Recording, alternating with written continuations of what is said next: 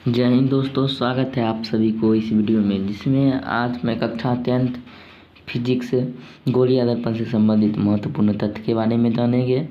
पिछले वीडियो में दर्पण किसे कहते हैं, दर्पण कितने प्रकार के होते हैं और दर्पण जितने भी प्रकार के होते हैं उनके परिभाषा जाने थे। आज गोलीय दर्पण से संबंधित महत्वपूर्ण तथ्य के बारे में जानेंगे।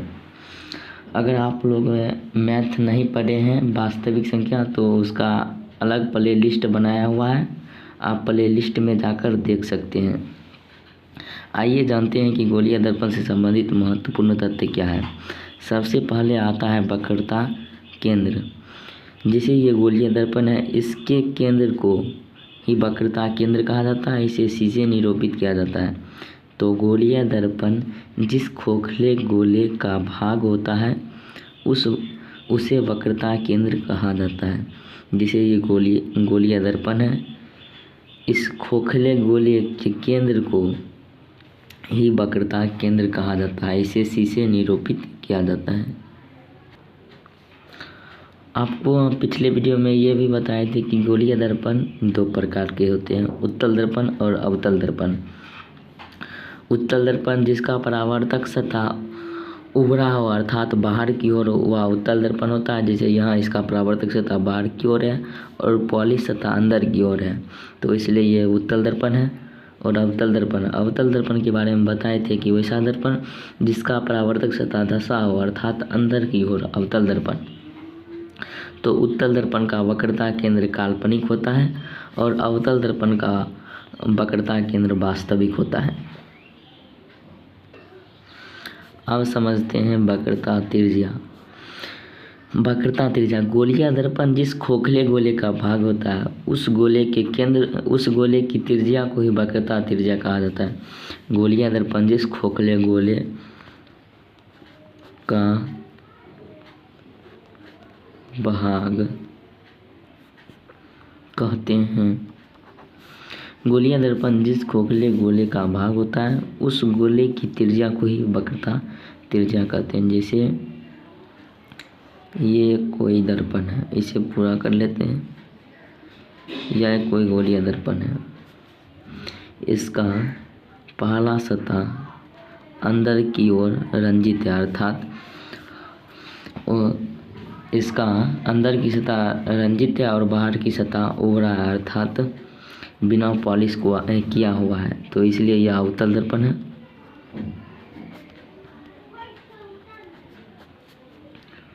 और इस गोलीय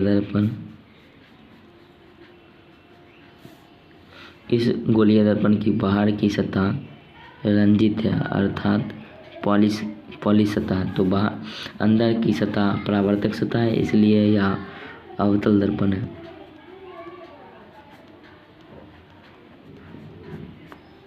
इन गोलीय दर्पण के केंद्र को ही वक्रता केंद्र कहते थे, तो इसे सीधे निरूपित किया जाता है। यह भी बताए थे कि उत्तल दर्पण का वक्रता केंद्र काल्पनिक होता है और अवतल दर्पण का वक्रता केंद्र वास्तविक होता है। तो दर्पण के द्वारा इसे द्वारा कहा जाता है। दर्पण के द्वारा और केंद्र को मिलाने वाली रेखा त्रिज्या कहलाती है। अर्थात दूसरे शब्दों में गोलीय दर्पण जिस खोखले गोले का भाग होता है उसी गोले की त्रिज्या, इस गोले की त्रिज्या को ही वक्रता त्रिज्या कहा जाता है। इस गोले की त्रिज्या को ही वक्रता त्रिज्या कहा जाता है। इसे कैपिटल R से निरूपित किया जाता है।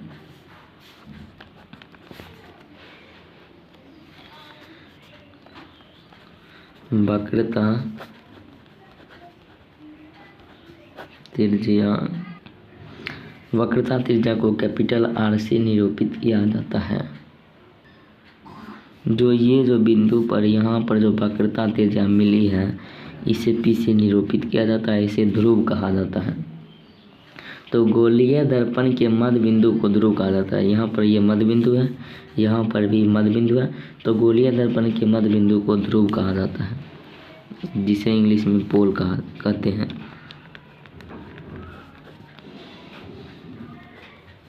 ध्रुव, पोल। तो गोलीय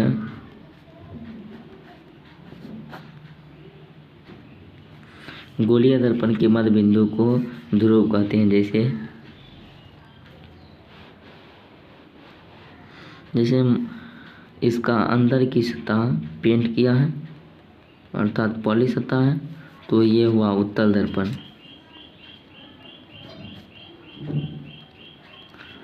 उत्तल दर्पण के मध्य बिंदु, ये दर्पण का मध्य बिंदु ध्रुव कहलाता है, जैसे P से निरूपित किया जाता है। उसी प्रकार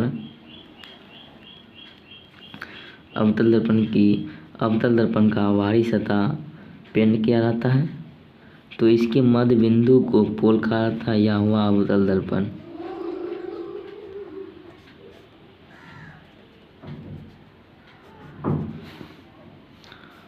और ये जितने भी चौड़ाई है, ये चौड़ाई गोलीय दर्पण की चौड़ाई को दर्पण का द्वारक कहा जाता है, इसे द्वारक कहा जाता है। ये जितने भी चौड़ाई है इसे द्वारक कहा जाता है। दर्पण का द्वारक, गोलीय दर्पण की चौड़ाई को दर्पण का द्वारक कहा जाता है। जैसे ये गोलीय दर्पण है, ये भी गोलीय दर्पण है, इसका बाहर की सतह रंजित है अर्थात पेंट किया है, तो यह अवतल दर्पण हो गया, क्योंकि अंदर की सतह परावर्तक सतह है। अवतल दर्पण, और इसका अंदर की सतह पेंट किया है और बाहर की सतह उभरा है अर्थात पॉलिश किया नहीं है, परावर्तक सतह है, तो यह हुआ उत्तल दर्पण। इसका नाम दे देते हैं M डैश, इसका नाम देते हैं N डैश। तो दर्पण की चौड़ाई को ही दर्पण का द्वारक कहा जाता है। M और M डैश अवतल दर्पण का द्वारक है, तो दर्पण का द्वारक। गोलीय दर्पण की चौड़ाई को ही दर्पण का द्वारक कहा जाता है। गोलीय दर्पण की चौड़ाई को ही दर्पण का द्वारक कहा जाता है। अवतल दर्पण का द्वारक, ये नीचे वाली, ये पूरी सतह जो परावर्तित करती है, जो प्रकाश की किरणों को परावर्तित करती है, वही द्वारक हुआ। और उत्तल दर्पण का द्वारक ये साइड जिस सतह से प्रकाश की किरणें परावर्तित करती है। तो अवतल दर्पण का द्वारक और उत्तल दर्पण का द्वारक, एक समान त्रिज्या वाले दर्पण का द्वारक अवतल दर्पण के द्वारक से बड़ा होता है उत्तल दर्पण, क्योंकि उत्तल दर्पण में प्रकाश की किरणें को यहाँ भी परावर्तित कर सकती है और यहाँ भी, लेकिन अवतल दर्पण में प्रकाश की किरणें को सिर्फ यहाँ से लेकर और यहाँ तक ही परावर्तित कर सकती है, बाहर की ओर नहीं। इसलिए उत्तल दर्पण का द्वारक अवतल दर्पण की अपेक्षा बड़ा होता है। तो दो समान वक्रता त्रिज्या वाले अवतल एवं उत्तल दर्पण में उत्तल दर्पण का द्वारक बड़ा होता है।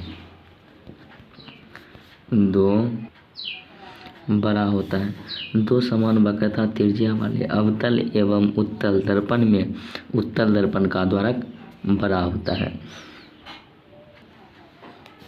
अब समझते हैं प्रधान अक्ष या मुख्य अक्ष।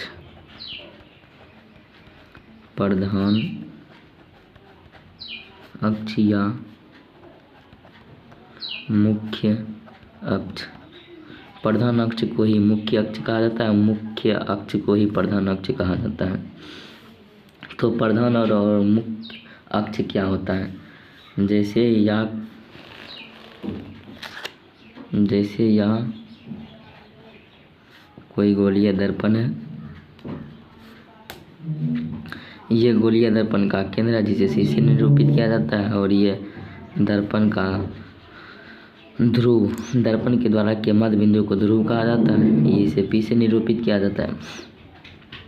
दर्पण के ध्रुव और वक्रता त्रिज्या, दर्पण के ध्रुव और वक्रता त्रिज्या को मिलाने वाली सरल रेखा अर्थात सीधी रेखा को ही प्रधान अक्ष कहा जाता है। जो इतनी सारी लंबी रेखा है, इसे ही प्रधान अक्ष या मुख्य अक्ष कहा जाता है। तो गोलीय दर्पण के ध्रुव एवं वक्रता केंद्र को मिलाने वाली सीधी रेखा, सरल रेखा को ही प्रधान अक्ष या मुख्य अक्ष कहा जाता है। तो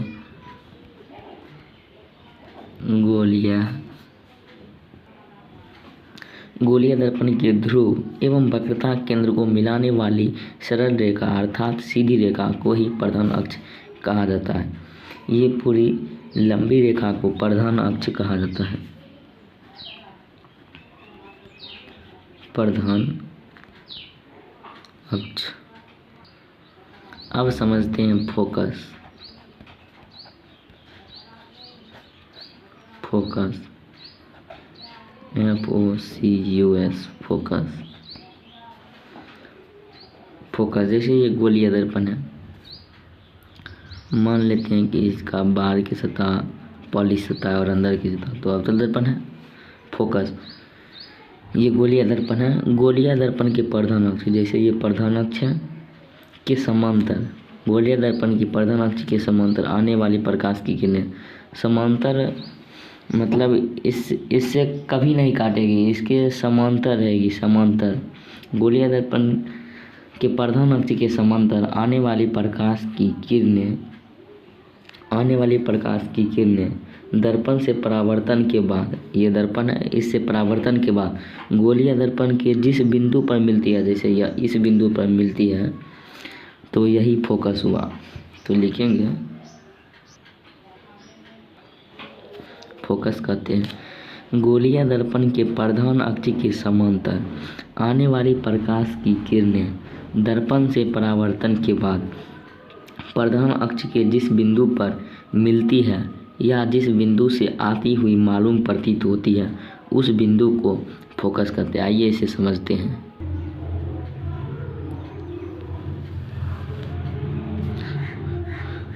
इसका बाहरी सतह पेंट किया है, अंदर की सतह परावर्तक सतह है, तो ये अवतल दर्पण है।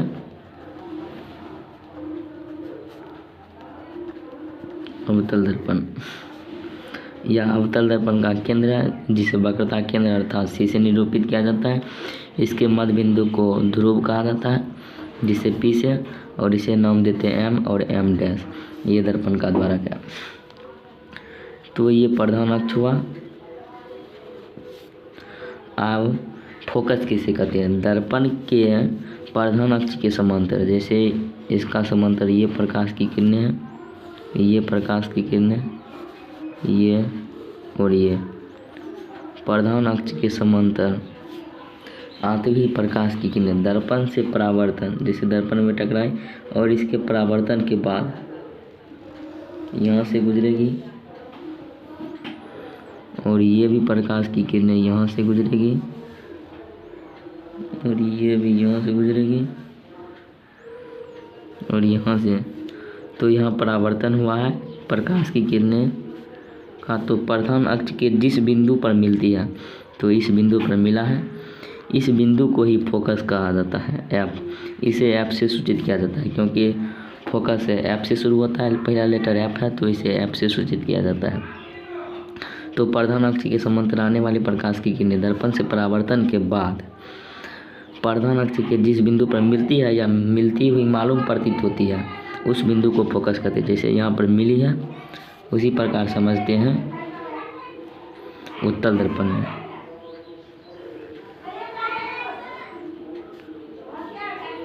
इसका अंदर की सतह पेंट किया है, तो ये दर्पण का वक्रता केंद्र है जिसे C से निरूपित किया जाता है। ये दर्पण का द्वारा P से निरूपित किया जाता है। ये प्रधान अक्ष है, इसका परावर्तक सतह इस साइड है तो इस प्रकार आएगी, तो ये है प्रकाश की किरणें इधर जा रही है। तो दर्पण से परावर्तन के बाद, तो दर्पण से परावर्तन इस साइड होगी, तो ये लगभग यहाँ पर आएगी डॉट डॉट, क्योंकि प्रकाश की किरणें इस साइड भाग रही है, इधर नहीं आएगी, तो इसे काल्पनिक रूप में डॉट डॉट से दर्शाते हैं। उसी प्रकार यहाँ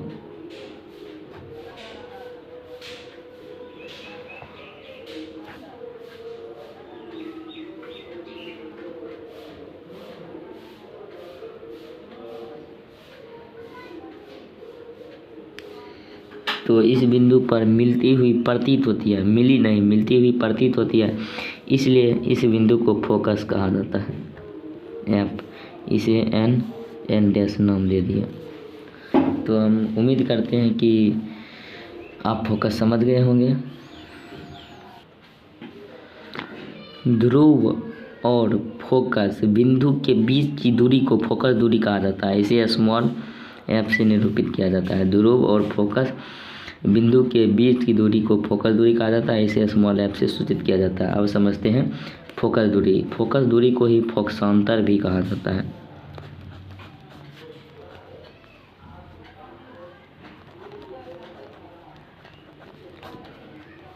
फोकस दूरी या फोकसांतर। तो ध्रुव एवं फोकस बिंदु के बीच की दूरी को फोकस दूरी कहा जाता है।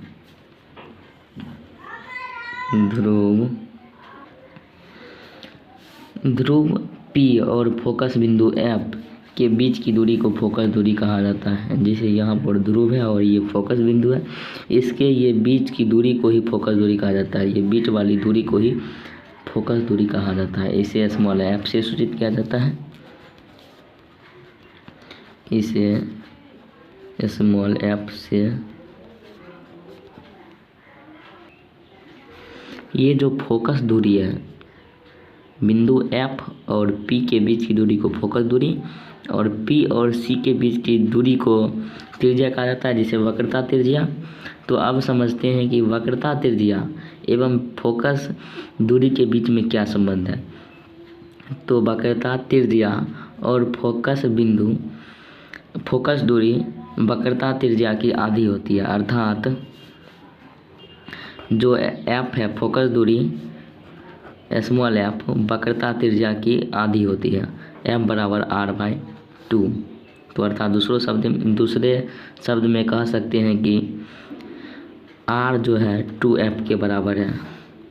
f जितना है उससे जितना r की लंबाई है उसका डबल f होना चाहिए। वक्रता त्रिज्या की फोकस दूरी आधी होती है। अब समझते हैं कि वक्रता त्रिज्या एवं फोकस दूरी के बीच में क्या संबंध है। वक्रता त्रिज्या एवं फोकस दूरी के बीच का संबंध, वक्रता त्रिज्या फोकस दूरी की दोगुनी होती है। दूसरे शब्दों में फोकस दूरी वक्रता त्रिज्या की आधी होती है। तो वक्रता त्रिज्या कैपिटल R फोकस दूरी की दोगुनी होती है। फोकस दूरी अर्थात स्मॉल एफ की दोगुनी होती है। r बराबर 2f। तो f का मान निकालेंगे, 2 यहाँ गुना में इधर जाएगा भाग में, तो r/2 बराबर f। तो इसलिए f बराबर r/2। ये एग्ज़ाम में पूछा जाता है कि वक्रता त्रिज्या एवं फोकस दूरी के बीच में क्या संबंध है। तो वक्रता त्रिज्या एवं फोकस दूरी के बीच में संबंध यही है कि f बराबर r/2 होता है। आज के लिए इतना ही, और अगले वीडियो में प्रतिबिंब के बारे में जानेंगे। प्रतिबिंब कितने प्रकार के होते हैं।